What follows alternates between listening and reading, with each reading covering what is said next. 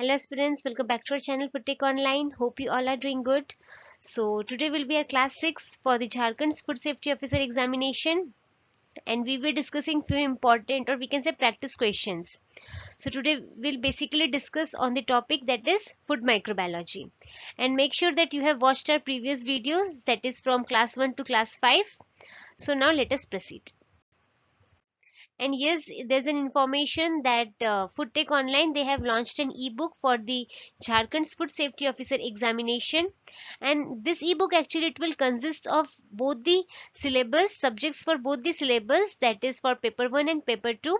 So paper 1 it will consist of food law, international food control system, FSSAI specials, other national bodies or organizations, and paper 2 it will consist of food chemistry and nutrition, nutraceuticals, food additives, food microbiology. So this food microbiology we'll discuss today. Then FSMS, that is food safety management system, then food analysis and the instruments which are used in the food analysis purpose, and food processing and preservation. And for more details you can contact the given number, it's given over here, and the link for this ebook you will get in the description box. So chalo. Question number 1, L-monocytogenes, it can be isolated from, so options are milk, sewage, soil, or both A and B. So this L-monocytogenes, that means L over here stands for Listeria.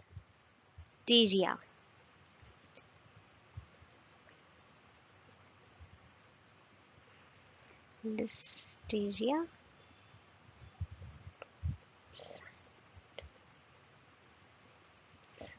So this Listeria monocytogenes, it can be isolated from both, that is from milk as well as from the sewage. That is option number D will be my correct option. Now this Listeria monocytogenes, it can cause, and this bacterium actually it can cause an infectious disease that is known as listeriosis. Listeriosis. Okay, now this monocytogenes, it can be found in the raw milk or in the dairy products. And if it is found in the dairy products, that means the dairy products, these are not pasteurized properly. And the bacterium, it can survive the potential cause of this infections when it has been consumed. Whereas in the sewage, this bacterium, it is also found in the sewage and the wastewaters, we can say, and due to its ability to survive in the in this harsh environments, including this water sources or the contaminated fecal matters, so that is why this Listeria monocytogenes, it can be isolated from both the dairy products or it can be isolated from the sewage. Option number D will be my correct option over here. So question number 2, the diarrheal syndrome and the emetic syndromes, these are the characteristics of, so options are staphylococcal food poisoning, salmonellosis, perfringens poisoning, and the bacillus cereus food poisoning.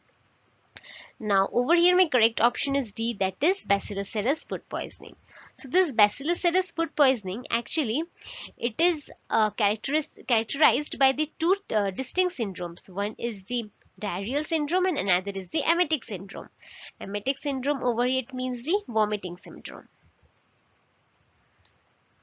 Now this diarrheal syndrome actually it is caused by the toxins which are produced in the small intestine after ingestion of the contaminated food. So it is after ingestion of the contaminated food, whereas this and even this can lead to the we can say the watery diarrhea or abdominal pain or the cramps. And the emetic syndromes, on the other hand, it can caused by the different preformed toxins which are formed in the food before it has been ingested. So it is formed before ingestion. So it can lead to the nausea or the vomiting.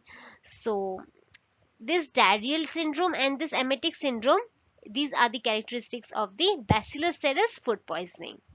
So option number D will be my correct option over here.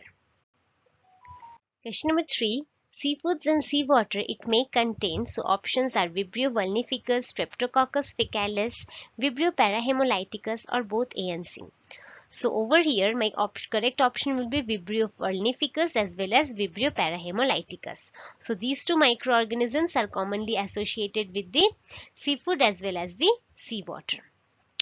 So over here the Vibrio vulnificus actually it is known for causing a severe infections in human, and it is caused due to the consumption of contaminated seafood. So it is caused due to consumption of contaminated seafood, or we can say exposure to open wounds in the seawater. Whereas this Vibrio parahemolyticus, so it is actually caused, it is a common cause of gastrointestinal illness. Common cause of gastrointestinal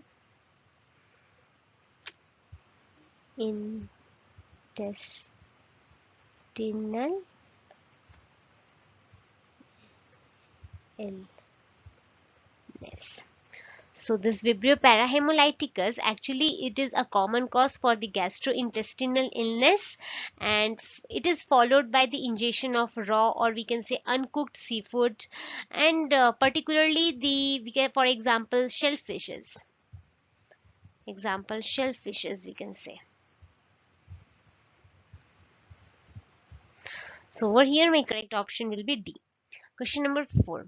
A characteristic cysteine loop in the structure of the enterotoxin is seen in the toxins produced by. So options are Bacillus, Staphylococcus, Yersinia, or none. So over here my correct option is B, that is Staphylococcus. So Staphylococcus it is the characteristic cysteine loop is which is in the structure of the enterotoxin, which is seen in the toxins produced by the Staphylococcus, or it is more specifically we'll see Staphylococcus aureus. So it is Staphylococcus aureus. Now these enterotoxins, these are actually responsible for causing this staphylococcal food poisoning and have a distinct structural, we can say structural modify that can include a cysteine loop, which is important for their stability or their activities or other purposes. So over here my correct option is B, that is Staphylococcus aureus. Question number 4. Question number 5. Kaufman-White scheme identifies the isolates of Salmonella, Staphylococcus, Clostridium, or none of the above. So this Kaufman-White scheme identifies the isolates of Salmonella. Actually, it is a method which is used to identify the isolates of Salmonella, and it is based on the stereotypings of oosomatics and the H. flagella. Are antigens of the Salmonella bacteria. So over here my correct option will be option number A. Question number 6.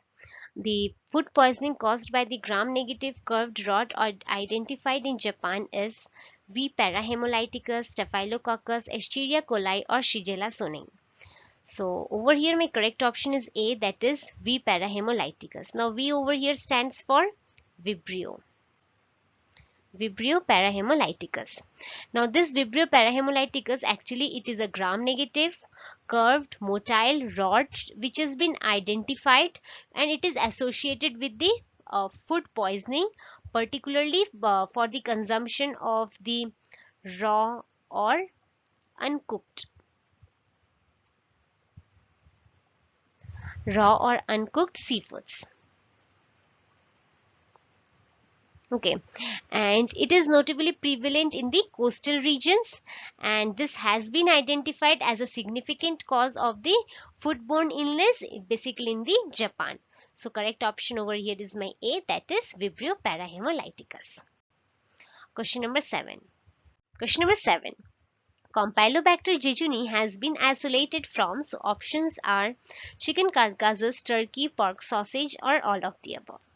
So this Campylobacter jejuni, it is commonly associated with a variety of animal sources, and this animal sources, it includes the chicken carcasses, turkeys, pork sausages. So over here my correct option is D, that is all of the above. And we can say it is one of the leading cause of the bacterial gastroenteritis. So it is one of the cause of bacterial gastroenteritis.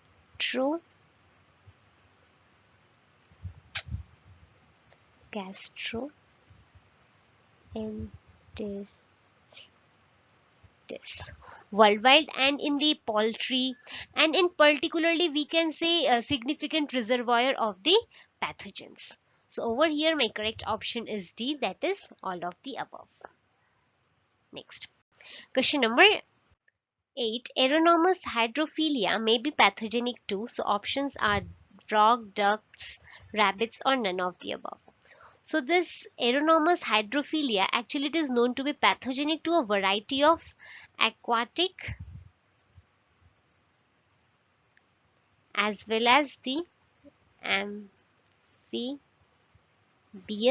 animals.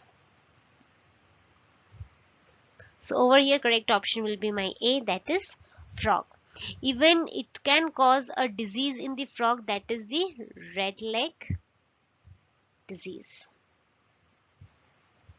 So correct option over here is my A, that is frog.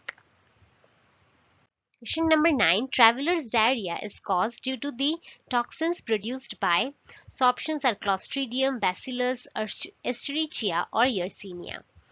Actually, this traveler's diarrhea, it is commonly caused by the strains of the E. coli, that is Escherichia coli.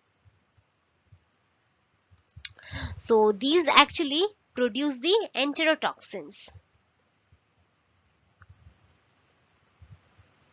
They actually produces these enterotoxins, and these enterotoxins, we can say they are heat labile, that is they are heat labile toxins, heat stable toxins.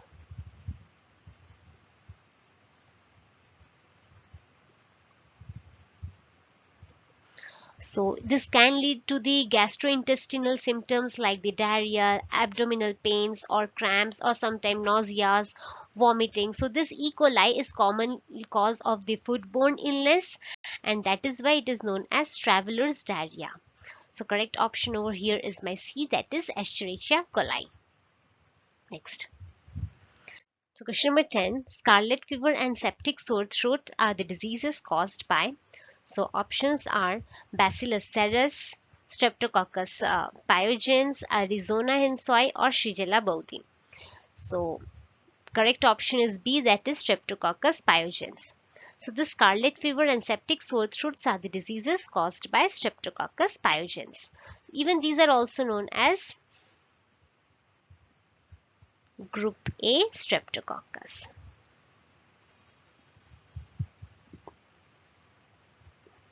Also termed as GAS. Now the scarlet fever, actually it is characterized by the rash or the fever, while the septic sore throat, so this septic sore throat, actually these are also known as this septic sore throat, it is also known as streptococcal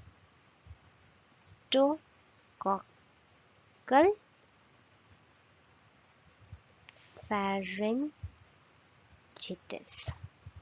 Actually this streptococcal pharyngitis, actually it is an infection of the throat and the tonsils caused by this bacterium. So over here my correct option will be B, that is Streptococcus pyogenes. Question number 11. The syndrome resulting from the ingestion of the toxins in the mold contaminated food is. So options are aspergillosis, enterotoxicosis, mycotoxicosis, or neurotoxicosis. Okay.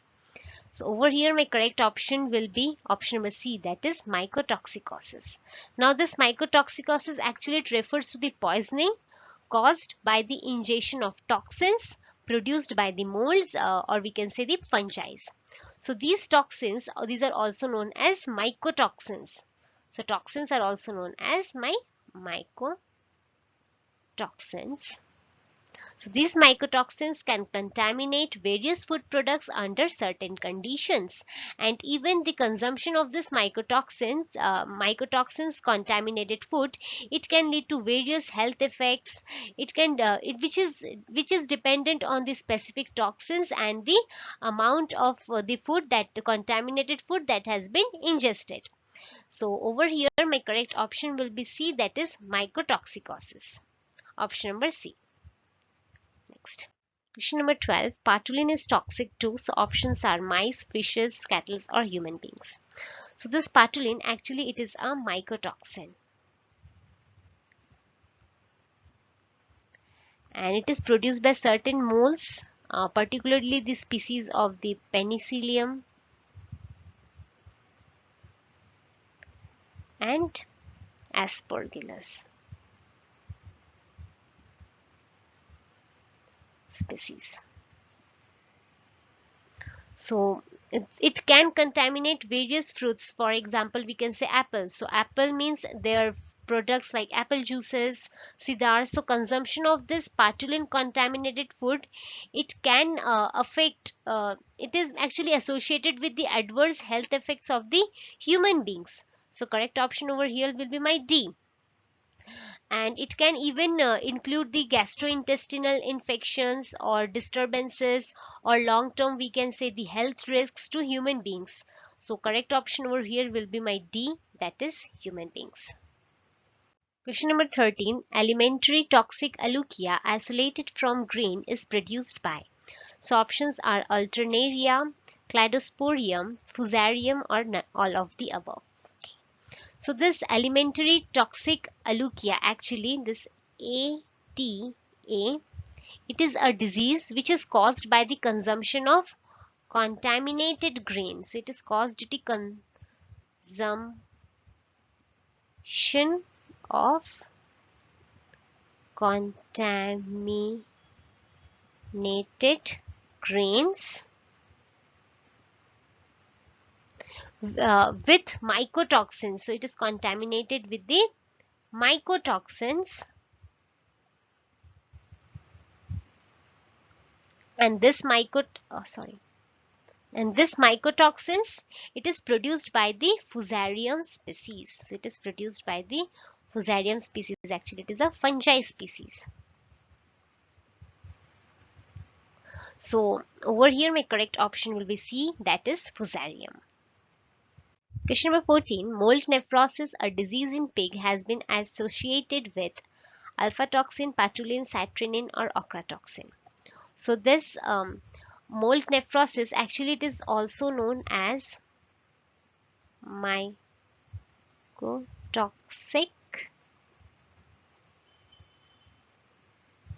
porcine nephropathy. So it is also known as mycotoxin porcine nephropathy. So it is actually a disease which is found in the pigs, which are associated with the consumption of contaminated feeds, we can say, with the mycotoxin. So correct option over here is D, that is ochratoxin. So this ochratoxin, actually it is a mycotoxin which is produced by the molds such as the Aspergillus molds or the Penicillium molds, and the consumption of this contaminated feed, it can lead to the kidney damages in the pigs. So over here my correct option is D, that is ochratoxin. Question number 15. Botulism is caused by the presence of toxins developed by. So options are Salmonella species, Bacillus species, Clostridium species, or none of the above. So this botulism, actually it is caused by the presence of botulinum toxins. So it is caused by the presence of the botulinum toxins, and which is produced by the bacteria that is of the genus Clostridium. Now basically it is known as Clostridium botulinum. So correct option is over here my option number C, that is Clostridium botulinum. Question number 16. Legba majuscule causes. So options are ciguatera poisonings, stinging seaweed disease, shellfish poisoning, or none of the above. So it causes a disease, that is option number B, stinging seaweed diseases. So this stinging seaweed disease, actually it is a skin irritation caused by the direct exposure of this toxins which is produced by this algae which is named as Legba majuscula. So it is actually a fine hair-like dark brown seaweed which is commonly known as Legba. Okay, so option number B will be my correct option over here. Question number 17. The toxic substance detected in the blue cheese is, so option is luteoskyrene, roquefortine, patulin, or ochratoxin. So the toxic substance which is detected in the blue cheese is the roquefortine. Actually it is produced by some species of the penicillium mold and it is used in the production of the blue cheese, that is roquefort.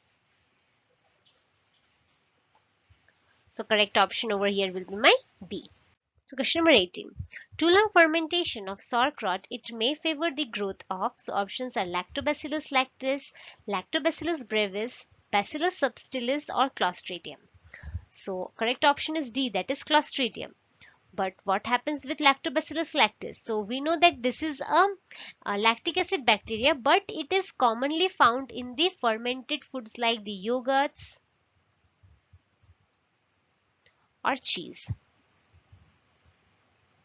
Whereas this Lactobacillus brevis, it is commonly found in the beverages, fermented beverages. While this Bacillus subtilis, so it can be involved in the early stage of the sauerkraut fermentation. Okay, what is sauerkraut? Actually, it is a fermented food which is prepared by the cabbage.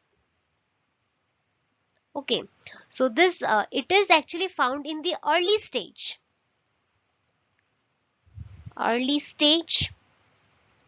of sauerkraut fermentation. But over here they're asking for the later stage, that is after too long fermentation, what happens?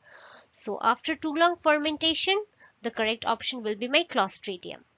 So actually in Clostridium, it is the extended fermentation period which can create the conditions for the growth of the Clostridium species, and some of which are known for causing the foodborne illness or the food spoilage. So it's important to control this Clostridium, fermentation conditions to prevent this undesirable growth or the proliferations of this Clostridium species. So correct option will be my D, that is Clostridium.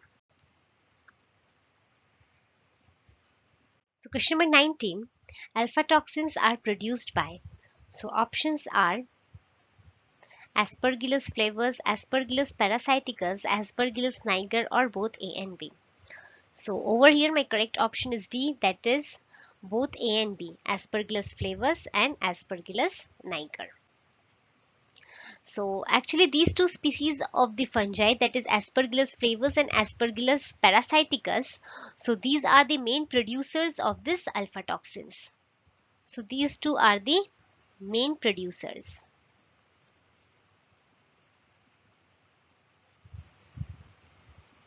of alpha toxins.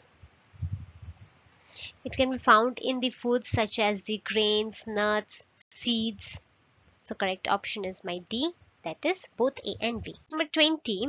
So a chlorinated isocoumarine derivative is, so options are ochratoxin, alpha toxin, patulin, or citrinin. So this ochratoxin actually is a chlorinated isocoumarine derivative which is produced by certain fungi, particularly the species of this Aspergillus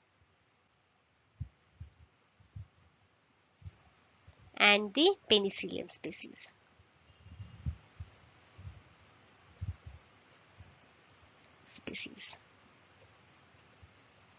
Now, actually, it can contaminate various foodstuffs such as the grains, coffees, dried fruits, or poses potential health risks. So, correct option over here is A, that is ochratoxin. Question number 22. Vibrio parahemolyticus has an incubation period of, so options are 15 to 24 hours, 30 minutes to 8 hours, 12 to 50 hours, or 6 to 48 hours. So this Vibrio parahemolyticus, actually this bacterium commonly associated with the seafood, this we have seen. It is related with the gastroenteritis. Gastroenteritis, and it has a typical incubation period which ranges from 12 to 50 hours. So after ingestion of the contaminated disease. So correct option will be option number C. Question number 22. Fishiness in bread is caused by Aeromonas hydrophila, Pseudomonas xantha, Pseudomonas cincinnati, or none of the above. So correct option is C, that is Pseudomonas cincinnati. So the fishiness in butter, actually it is a typical type of aroma that is caused by the action of certain bacteria of Pseudomonas, that is Pseudomonas cincinnati. So which is actually, it produces a volatile compound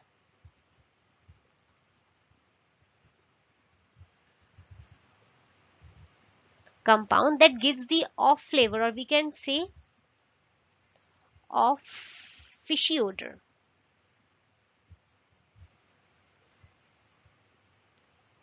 in the butter. So correct option is my C. Question number 23. The toxic substance of Chinese restaurant syndrome is, so options are acetic acid, MSG, vinegar, or chili sauce. So over here my correct option is B, that is MSG. MSG, it stands for monosodium glutamate. So it is actually a flavor enhancer.